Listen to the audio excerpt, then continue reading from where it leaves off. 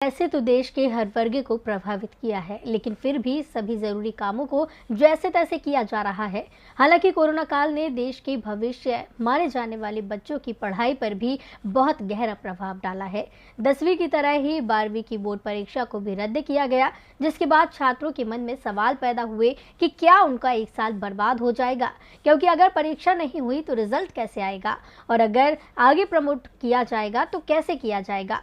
इन सभी सवालों पर अपनी चिंता जाहिर करते हुए सुप्रीम कोर्ट ने केंद्रीय माध्यमिक शिक्षा बोर्ड से कुछ सवाल पूछे और इस परेशानी का हल मांगा।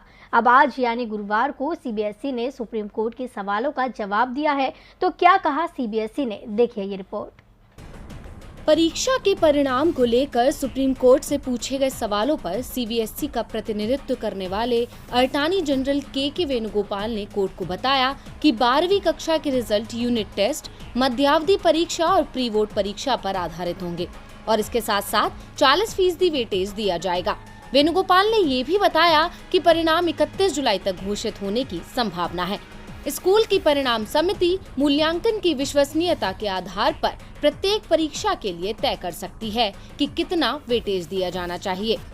उदाहरण के लिए, अगर समिति का विचार हो सकता है कि केवल प्री बोर्ड परीक्षाओं को ही ध्यान में रखा जाना है, तो उस भाग को पूरा वेटेज दिया जा सकता है। इसी तरह कोई और school result committee pre board परीक्षा और मिड टर्म परीक्षाओं को समान वेटेज देने का फैसला कर सकती है। बोर्ड ने ये भी बताया कि मूल्यांकन करते समय कक्षा 11 और कक्षा 10 की परीक्षा में छात्रों के प्रदर्शन को भी ध्यान में रखा जाएगा। सीबीएसई ने कहा कि जहां 30% अंक कक्षा 11 की अंतिम परीक्षा पर आधारित होंगे, वहीं मूल्यांकन करते समय कक्षा 10 के 3 सर्वश्रेष्ठ अंकों के आधार पर 30% अंक भी शामिल किए जाएंगे। सीबीएसई ने कहा कि हर स्कूल में स्कूल के प्रिंसिपल के तहत एक परिणाम समिति बनाई जाएगी, जिसमें एक ही स्कूल से 2 पीजीटी और पड़ोसी स्कूलों से 2 पीजीटी शामिल होंगे। समिति को नीति का पालन करते हुए परिणाम तैयार करने की छूट दी गई है। बता दें कि इस मामले की सुनवाई न्यायमूर्ति AM खानविलकर कर रहे हैं।